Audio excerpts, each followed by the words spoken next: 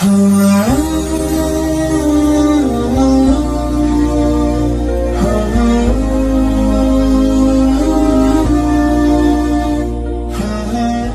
Ketua, ya, bagaimana kalau kita sogok perempuan? Kata Ketua Sidang, bukan pejabat Indonesia. Kasih perempuan hilang imannya. Kalau begitu, sogok dia, kasih duit. Ada lagi ketua bilang, enggak, bukan pejabat Indonesia. UUD, ujung-ujungnya duit.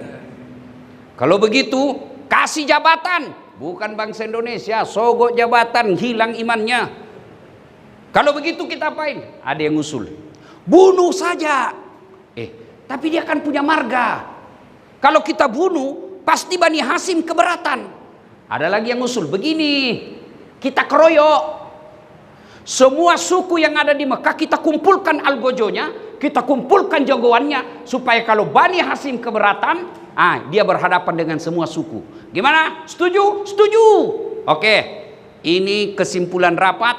Besok malam Muhammad kita terjang, kita sergap, bunuh rame-rame. Tapi ini hasil rapat, jangan sampai bocor. Siapa yang bocorkan, kita penggal kepalanya. Bubar rapat. Ada peserta rapat cerita sama istrinya, Bu, saya baru ikut rapat, tapi ini rahasia ya, rahasia. Jangan ngomong-ngomong, jangan kok ngomong-ngomong, rahasia. Apa Pak? Muhammad besok malam mau dibunuh. Tapi yang ngomong-ngomong, aman Pak, tidak ada masalah. Ini ibu besok ke pasar. Shh, rahasia. Jangan ngomong-ngomong. Itulah sebabnya dari dulu kalau perempuan dikasih rahasia negara pasti bocor. Insya Allah kita tidak akan mati dalam keadaan berzina. Amin. Insya Allah kita tidak akan mati dalam keadaan mabuk. Tapi yang bisa membuat kita mati kafir, hubbi aklil haram, suka memakan barang haram. Allah sayang bapak-bapak sehingga Allah masukkan ke tempat ini. Kenapa? Karena kalau bapak di luar terus masih makan barang haram. Ini saya dengar tadi sambutan luar biasa, bisa bikin negara orang di sini Pak. Ada polisinya, ada tentaranya, ada gubernurnya, ada menterinya, ada bagian penerbangnya, lengkap Pak. Bukan berarti Allah murka kepada bapak-bapak, tapi karena justru sayangnya, sehingga parkir kok dulu sini Setia Novanto. Kau parkir dulu di sini. Supaya apa? Bisa kamu mati dalam keadaan Islam. Maka Allah cinta. Masukkan ke sini supaya kau tidak terkontaminasi dengan barang haram. Itulah makna wala tamutunna illa wa antum muslimun. Jangan kamu mati kecuali dalam keadaan beragama Islam. Wa qala idzan bismillahirrahmanirrahim. Ya ayyuhalladzina amanu dukhulu fis silmi kaffatan wa la tattabi'u khutuwatis syaitan innahu lakum aduwwum mubin. Wahai orang-orang yang beriman, masuklah engkau ke dalam Islam secara sempurna, bukan Islam pencitraan, bukan Islam gimik-gimik, bukan Islam pilkada, bukan Islam pilpres. Itu biasa kan kalau politisi mau dipilih, Masya Allah, penampilannya kalah ustad, pakai peci, serban, pakai gamis, keluar masuk masjid, bagi-bagi sembako. Begitu terpilih hilang lagi. Jangan Islam seperti itu kata Allah. Andai saja Islamnya Bapak benar, bukan Islam gimik-gimik, saya yakin Bapak tidak ada di sini.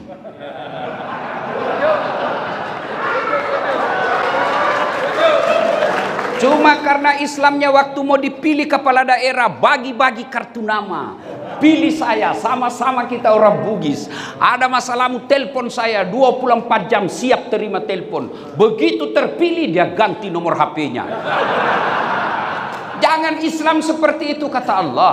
Islamlah secara benar.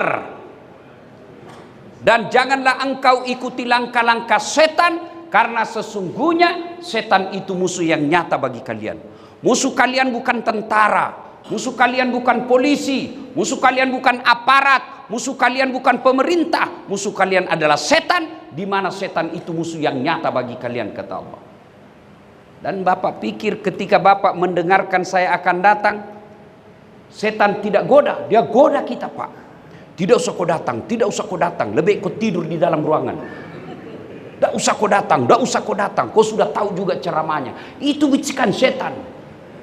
Alhamdulillah Bapak bisa hadir di tempat ini. Apakah setan bernyerah ketika Bapak duduk di sini? Tidak, dia goda lagi kamu. Tidak usah dengar ceramah, pegang HP-mu, pegang HP-mu. Orang yang pegang HP itu kena godaan setan. Tidak pegang HP tapi diajak temannya ngomong. Itu setan dalam bentuk teman sekamar. Maka Allah katakan, jangan kau ikuti langkah-langkah setan, karena sesungguhnya setan itu musuh yang nyata bagi kalian. Wa qala idzan bismillahirrahmanirrahim. Innallaha wa malaikatahu yusalluna 'alan nabi. Ya ayyuhalladzina amanu sallu 'alaihi wa sallimu taslima. Sesungguhnya Allah dan para malaikatnya bersalawat kepada Rasulullah Muhammad sallallahu alaihi wasallam, maka wahai orang-orang yang beriman, bersalawatlah kalian kepada Rasulullah dengan sebaik-baik salawat. Salatullah salamullah ala toha rasulillah. Salatullah salamullah ala yasin Habibillah. Tawassalna bi bismillah wa bil hadi rasulillah wa kulli mujahidi lillah bi ahlil badri ya Allah. Terima kasih. Coba diamalkan, Pak. Ketika Bapak gundah gulana, mengingat anak di luar, dapat informasi istri ketemu mantannya, kan itu tekanan jiwa, Pak. Depresi kita. Nggak usah ngamuk, nggak usah mana telepon, mana video call, nggak usah. Salawat kepada Rasulullah. Seolah-olah ada Nabi di depan kita. Kita curhat. Ya Nabi, salam alaik. Ya Rasul, salam alaik. Ya Habib, salam alaik. Salawatullah alaik. Pasti tenang. Ibu bapak saudara-saudara sekalian, teristimewa yang kita hormati, Bapak Kalapas dan bapak-bapak yang ada di depan kita, Abang Doni Alex Nurdin, Pak Setia Novanto. Bertahun-tahun saya tidak melihat beliau, ketemu hari ini ternyata masih cakep. Masya Allah. Bapak ibu saudara-saudara sekalian, kita cerita hijrah. Sebelumnya secara hijrah kita cerita, saya mau tanya, bapak-bapak mau enggak saya kasih iPhone 15 1 tera, pulsanya unlimited? Mau? Mau? Diizinkan untuk dipakai? Mau? Tapi begitu saya kasih, bapak langsung tuli. Mana yang mau tadi? Mana yang mau? Mana yang mau? Untuk apa handphone kalau sudah tuli? Berarti yang mahal bukan handphone, yang mahal telinga. Allah kasih gratis. Dan hebatnya lagi, telinga ini tempatnya proporsional. Apa bapak pernah bayangkan bagaimana seandainya telinga satu di bawah ketek? Halo Pak Kalapas, ya? Di mana bapak? Oh iya, dia ada di sini. Iya toh? Maka kita ucapkan alhamdulillah. Bapak-bapak, ini kamera saya bukan mutakabur, ini supaya kita gampang memahami. Ini kamera saya mahal, di atas 100 juta. Telenya juga agak mahal. Tapi apakah ini yang hebat? Bukan. Biar bapak punya uang beli kamera 200 juta, tidak cukup. Bapak harus tahu ilmunya menggunakan kamera. Tapi apakah ini yang mahal? Bukan. Apa yang mahal? Mata. Biar ada kamera, kalau tidak ada matamu mau apa? Ya, hebatnya lagi nih Allah mata, kasih kita ini mata. Allahu Akbar, autofokus. Tidak perlu Bapak utak-atik. Begitu buka, wih, kalapas. Tidak perlu Bapak, siapa ini ya?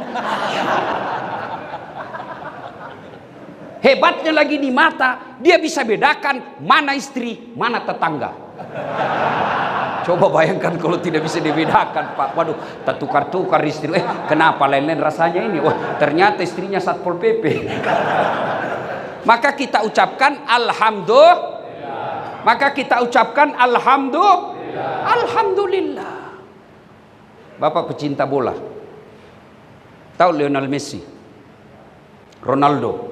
Itu gajinya, Pak, kumpul seluruh gaji PNS di Indonesia, itu masih lebih besar gajinya itu Lionel Messi, Pak. Tapi apa dia yang hebat? Bukan, biar dia punya skill, keterampilan. Bukan dia yang hebat. Apa? Karena Allah kasih kaki yang bisa lututnya bengkok. Mana bisa main bola kalau lututnya sudah tidak bisa bengkok? Tidak bisa, Pak. Maka kita ucapkan alhamdulillah. Alhamdulillah. Tapi ada yang lebih nikmat dari semua itu. Bapak dikasih kekayaan, dikasih pangkat jabatan, dikasih kesehatan, kasih popularitas, tapi tidak ada iman, tidak ada gunanya. Ada buktinya, Ustaz? Ada. Bapak kenal Fir'aun? Tahu Fir'aun? Oh, gagah, Pak, itu Fir'aun. Punya pasukan, tidak ada yang berani lihat matanya. Kekayaannya, istananya dilapisi emas. Sampai detik ini masih dikejar hartanya.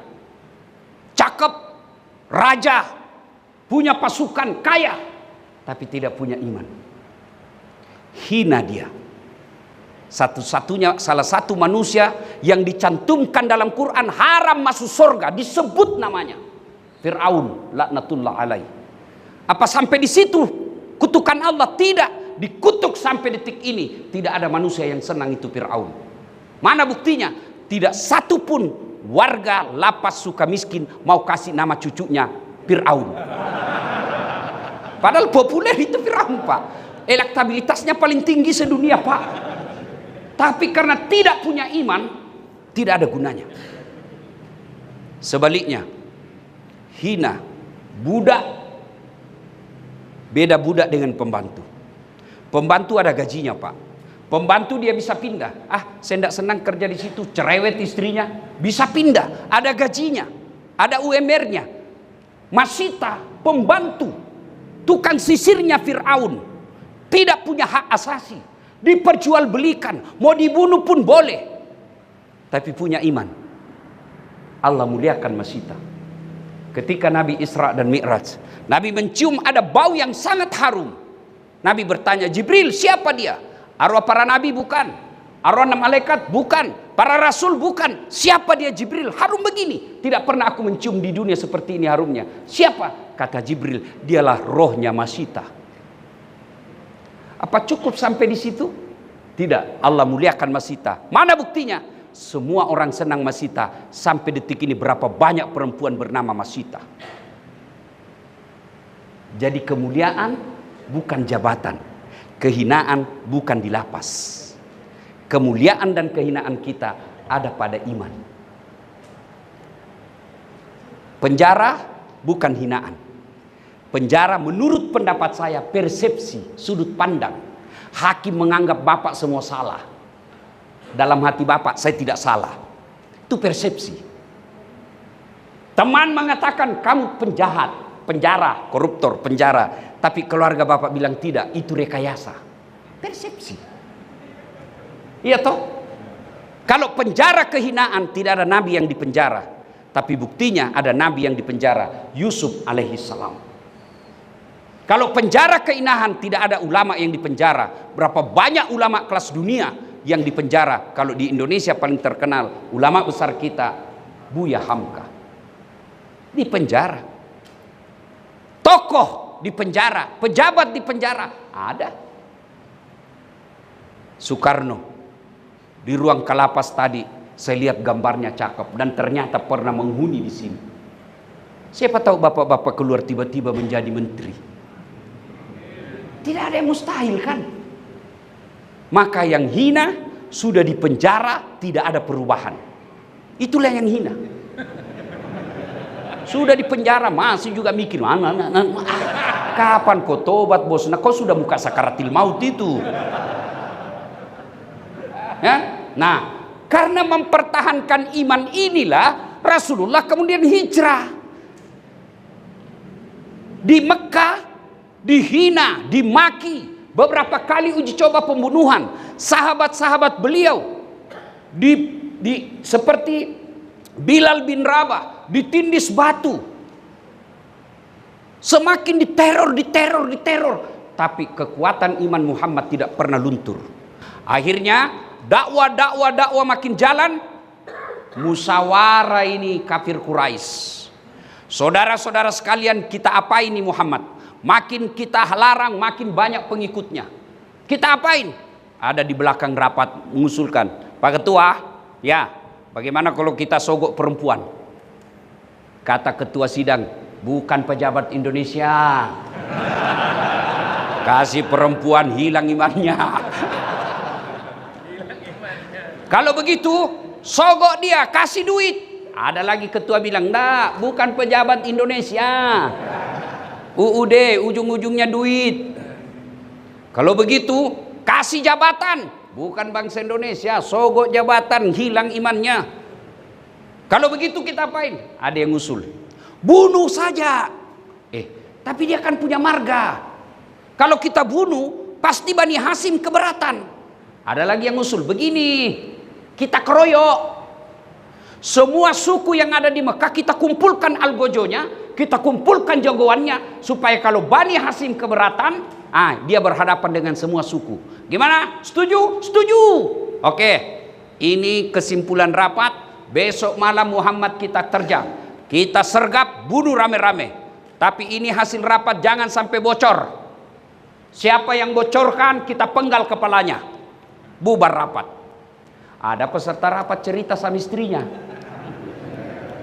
"Bu, saya baru ikut rapat, tapi ini rahasia ya, rahasia. Jangan ngomong-ngomong, jangan kau ngomong-ngomong, rahasia." "Apa Pak?" "Muhammad besok malam mau dibunuh." "Tapi yang ngomong-ngomong." "Aman Pak, tidak ada masalah. Ini ibu besok ke pasar." "Rahasia, jangan ngomong-ngomong." Itulah sebabnya dari dulu kalau perempuan dikasih rahasia negara pasti bocor. Dan berapa banyak pejabat yang dihina, dipermalukan di publik dan dipecat gara-gara istrinya.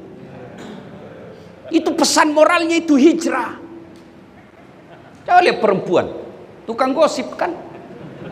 Ikut pengajian aja begini masih gosip. Ada temannya masuk, dia lihat dari ujung kepala sampai ujung rambut. Dia enggak gosip tapi mukanya sinis. Apa? Kenapa? Gelangnya palsu. Oh, orang pakai gelang dia yang sibuk. Saya pun lewat ada yang gosip saya. Itu juga bajunya yang viral. Baju saya pun digosipnya. Maka pelajarannya, Bapak, ada sahabat, kawan, keluarga yang jadi pejabat, sampaikan. Jangan kau sebutkan rahasia negara kepada istrimu. Pasti bocor. Nah, bocorlah soal itu. Dikepunglah rumahnya Rasulullah Muhammad SAW. Semua orang, algojo dari semua suku, ya kira-kira kalau di Indonesia, kalau tentara Kopassus lah kira-kira, atau Densus, kepung rumahnya. Sejarah menjelaskan, biar kucing kalau lewat pasti ketahuan. Nabi diperintah Allah, "Muhammad, kau baca ini ayat." Ada yang hafal ini ayat? Ada? Ada? Bismillahirrahmanirrahim. Wa ja'alna min baini aidihim saddan wa min halfihim saddan fa agasainahum fahum. Di depan mereka, di belakang mereka, kiri kanan mereka, seolah-olah ada dinding sehingga Muhammad lewat tidak ada yang lihat. Ini yang dia baca mahasiswaku kalau ada polisi lalu lintas rahasia. Begitu dia lihat polisi lalu lintas, dia lewat, datang ke saya, dia bilang, "Ustaz bohong-bohong." Kan aku bilang Saya baca ini ayat kok saya ditilang Ustaz. Memang kenapa kok ditilang? Saya tidak pakai helm. Kau yang beleng-beleng. Pasti dilihat itu polisi juga hafal itu ayat. Ini juga yang dia baca bapak-bapak kalau terlambat pulang takut ketahuan istrinya. Lewat Rasulullah tidak ada yang melihatnya. Begitu masuk, Pak Abu Jahal sergap, tidak ada Muhammad. Siapa yang didapati di tempat tidurnya Muhammad? Ali bin Abi Thalib. Ditarik lehernya Ali bin Abi Thalib. Abu Jahal berkata, "Aina Muhammad? Mana Muhammad? Mana Muhammad?" Saya juga tidak tahu, saya baru bangun ini. Ternyata Nabi sudah lewat. Begitu kecewa dan sakit hatinya Abu Jahal, dia keluar, dia bikin pengumuman, "Ayuhan nas, wahai penduduk Mekah, siapa yang mendapati Muhammad dalam keadaan hidup atau mati, saya kasih hadiah 100 ekor onta betina hamil." Karena zaman dulu betina, onta kalau hamil beda harganya. Onta betina tidak ada suaminya hamil. Namanya juga onta, Pak. Tapi sekarang banyak perempuan mau saingan sama onta. Hamil tidak ada suaminya, gini beleng. Sudah, kejar. Seluruh pencari jejak mengejar Rasulullah. Rasulullah bersembunyi di Gua Zur. Didapat oleh Abu Jahal, Abu Lahab dan kawan-kawannya. Bersembunyi Rasul Gua Zur. Diintipnya itu Gua Zur. Abu Bakar bersama Nabi di dalam. Apa kata Abu Bakar? Kalau bahasa Makassar, mati maki ini didapat mi. Itu tadi MC. Kalau makan ikan, dia bilang kan, kenapa itu orang Bugis kalau bicara selalu kelebihan G? Saya bilang itu Bugis pinggiran. Kalau saya Bugis modern.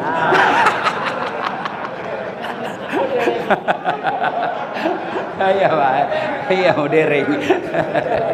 Itu kalau yang begitu Bugis pinggiran. Akhirnya Abu Bakar berkata, mati mi kita, didapat maki, ditombak kita Muhammad. Dengan lantang Nabi berkata, Abu Bakar, la tahzan, innallaha ma'ana. Abu Bakar, don't worry, jangan kau cemas, Allah bersama kita. Akhirnya apa? Turun pertolongan Allah. Apa yang Allah turunkan? Malaikat? Bukan. Burung ababil? Bukan. Siapa yang Allah turunkan? Pasukan paling lemah, laba-laba. Bikin sarang. Bapak tahu namanya sarang laba-laba? Coba lihat sarang laba-laba, Pak. Letakkan ballpoint di sarang laba-laba, pasti koyak. Tapi sarang laba-laba yang begitu rapuh mengalahkan strategi perangnya Abu Jahal yang begitu kuat.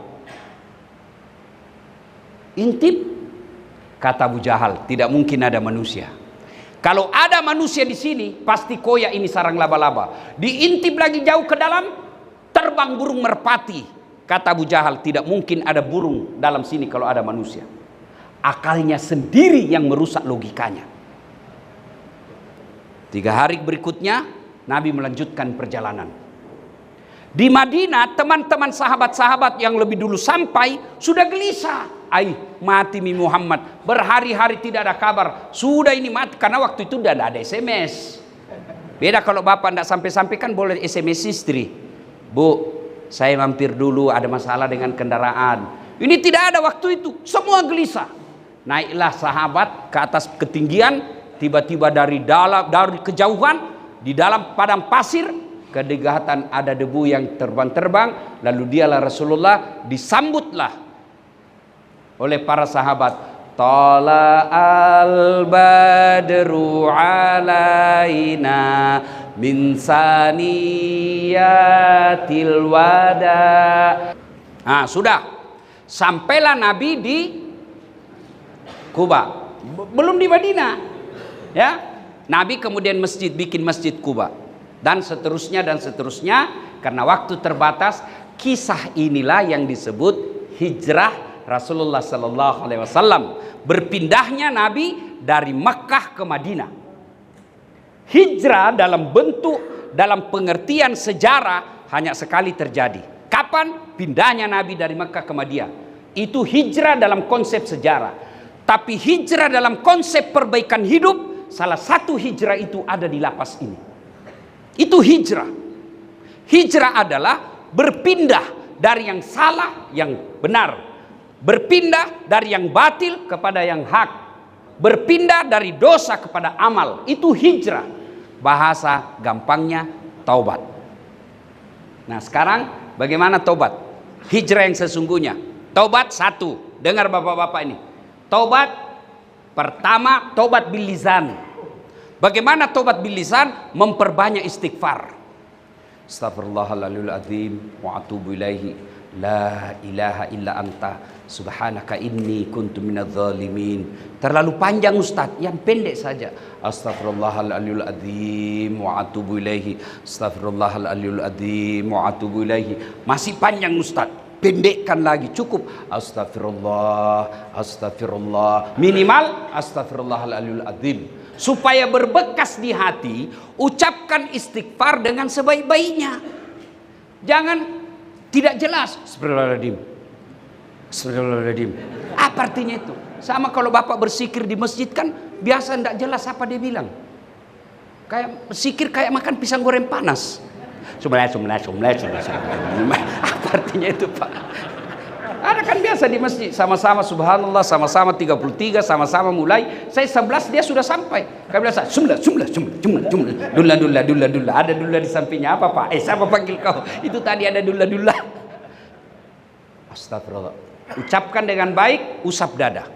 Astagfirullahaladzim wa atubu ilaihi. La ilaha illa anta subhanaka inni kuntu minadz zalimin. Ulang. Yang kedua, taubat dengan cara apa? Taubat dengan cara sholat sunnah taubat. Bagaimana sholat sunnah taubat? Sama sholat sunnah yang lain, bedanya niat. Kalau tahajud malam syaratnya, niatnya tahajud. Kalau duha, niatnya duha, waktunya pagi sampai menjelang duhur. Kalau sholat taubat boleh siang, boleh pagi, boleh sore, tapi yang baik Nabi lakukan selesai sholat maghrib nunggu isya. Bapak-bapak daripada galau di kamar, mending datang ke masjid. Selesai sholat maghrib, bapak sholat sunnah taubat. Bagaimana caranya? Sama sholat sunnah yang lain. Bacaannya sama sholat sunnah yang lain. Niatnya kalau mau pakai bahasa Arab boleh, bahasa Indonesia juga boleh. Sholli sunnatal taubat raka'ataini lillahi ta'ala. Allahu Akbar. Terjemahan bahasa Indonesianya, saya niat sholat taubat 2 rakaat sunnah hukumnya bagi saya lillahi ta'ala. Allahu Akbar. Itu pun tidak hafal, menghadap kiblat, berdiri tegak, bilang saja begini Pak, Tuhan salat taubat ya, Allahu Akbar.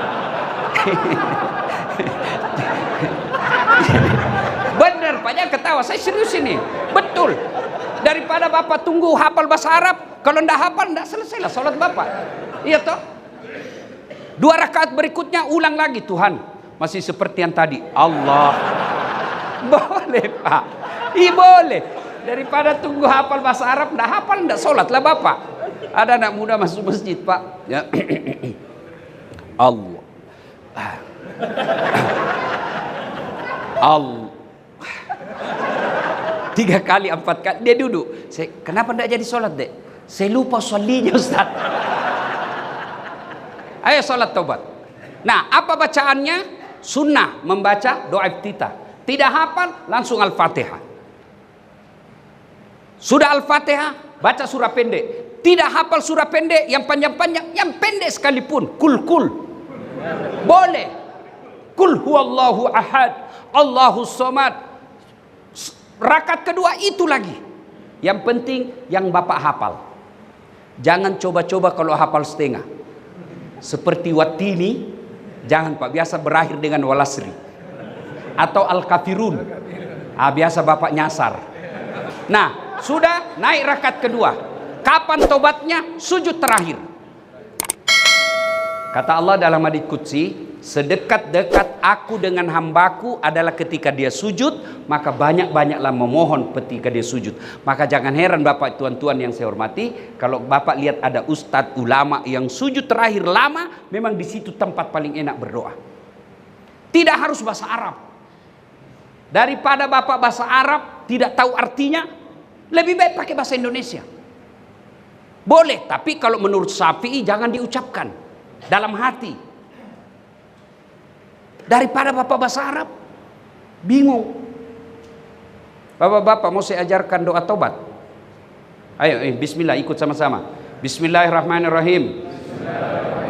Allahumma barik lana bima rasaktana. Doa makan itu, Pak. Kenapa Bapak ikut? Karena Bapak tidak tahu artinya. Iya toh? Maka tidak harus bahasa Arab. Nabi cuma katakan berdoa memakai bahasa ibu. Bahasa Sunda, mangga. Bahasa Jawa, monggo. Bahasa Inggris, kalau Bapak tahu, silakan. Bahkan boleh pakai bahasa isyarat.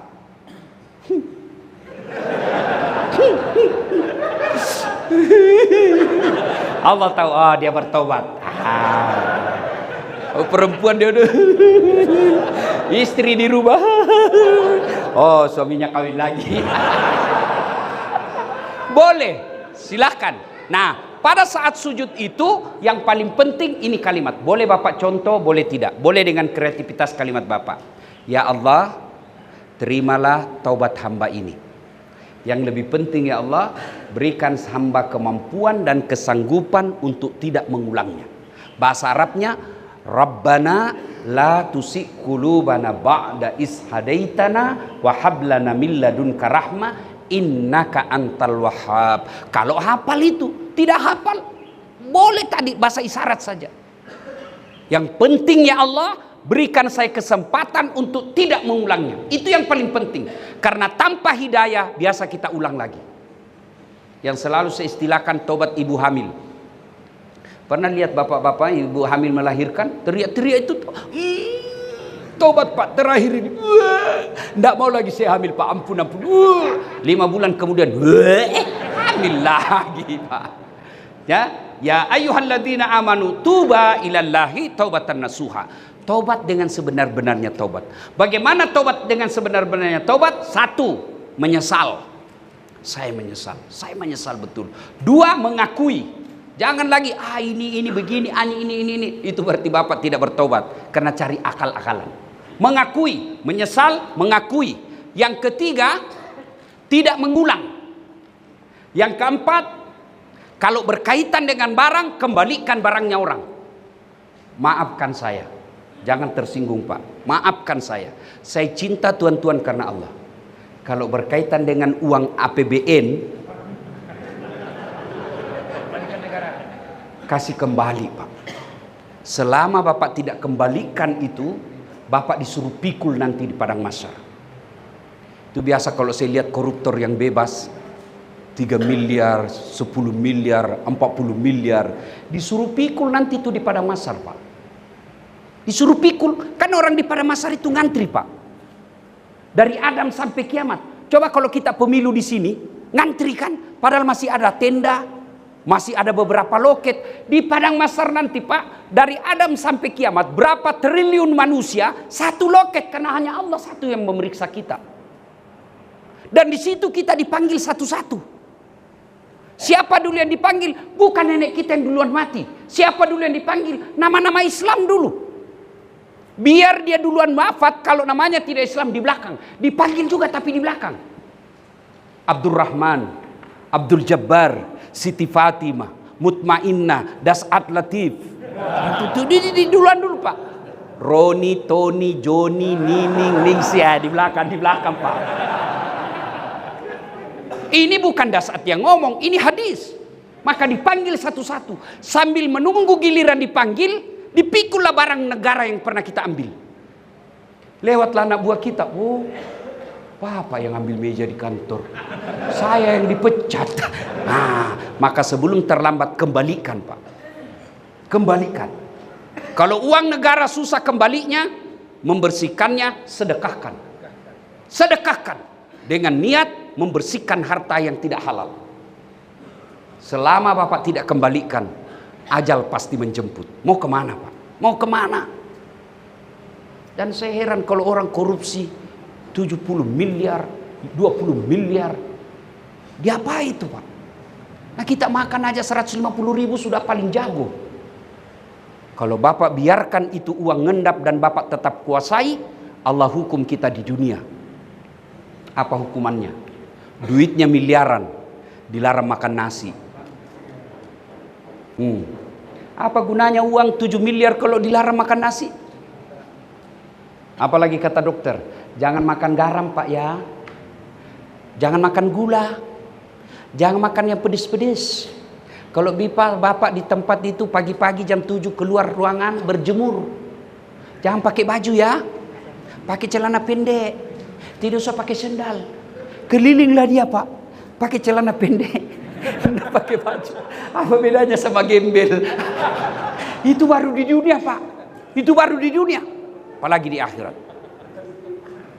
Dia bilang anak mahasiswa saya, Ustadz, kalau 4 miliar itu bisa dikantongi Ustadz. Saya bilang, jangan kok masa bisa? Dia bilang, iya Ustadz. Uang Singapura Ustadz ada 1 lembar 110 juta nilainya Ustadz. Jadi kalau 1 miliar 10 lembar aja di sini Ustadz. Oh, jangan kok bayangkan uang Singapura. Kalau uang koin 2 miliar uang koin kau pikul.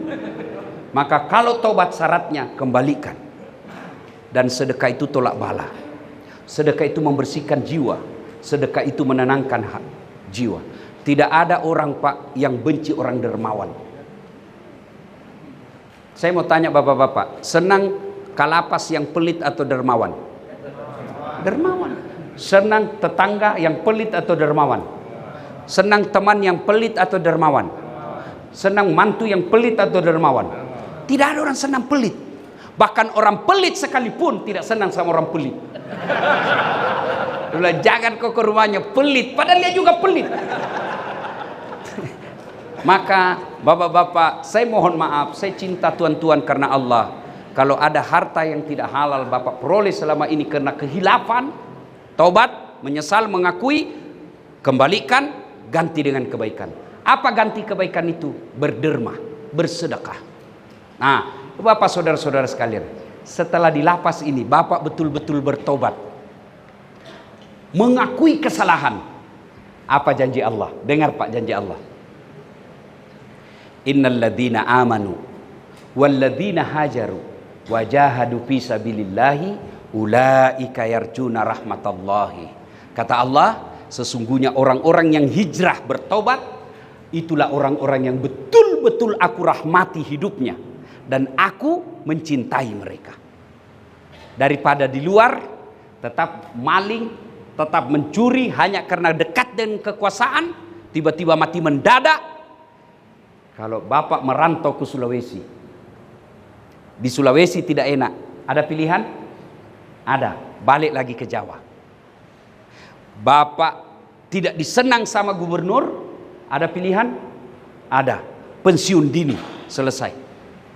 Di lapas ini ada pilihan.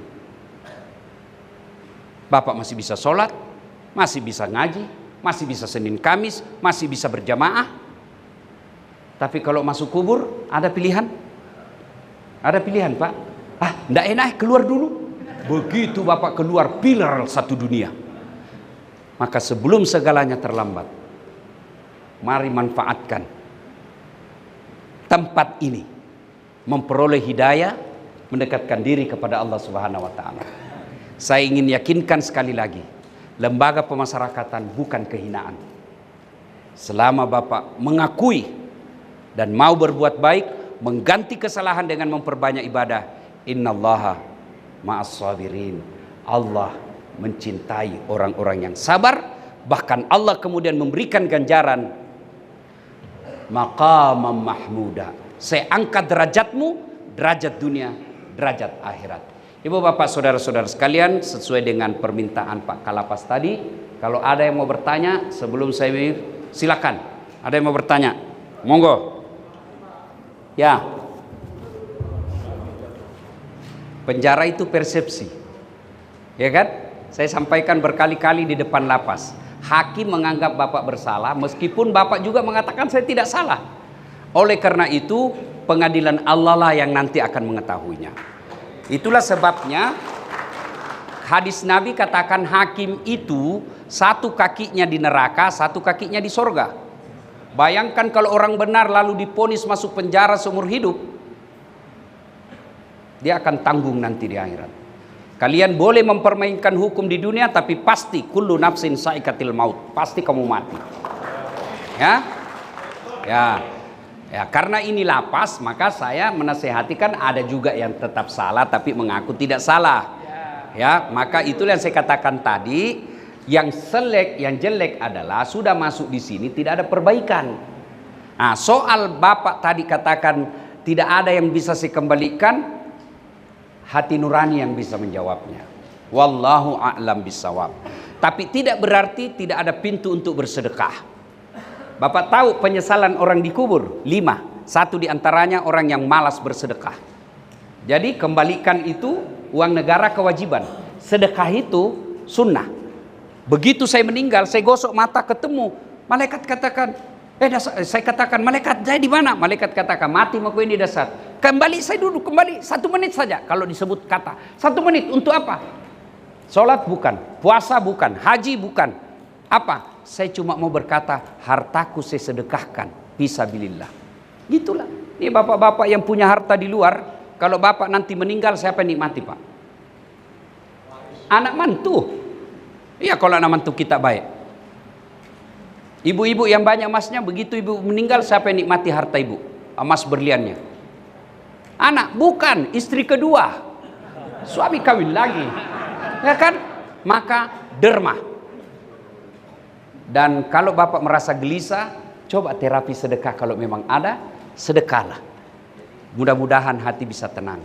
Ya, wallahu alam. Terima kasih Pak Agil. Saya akan sampaikan pada masyarakat ya. Makasih. Ada lagi? Sebagai penghormatan Pak, saya mau kasih hadiah. Ya, hadiah saya ini mudah-mudahan manfaat. Salah satu kebiasaan Nabi dan para sahabat kalau ketemu saling memberi hadiah. Saya juga bukan pengusaha, saya hanya ustadz. Saya kasih hadiah Bapak sarung. Ya, mudah-mudahan ya bagi sarung. Ya Pak.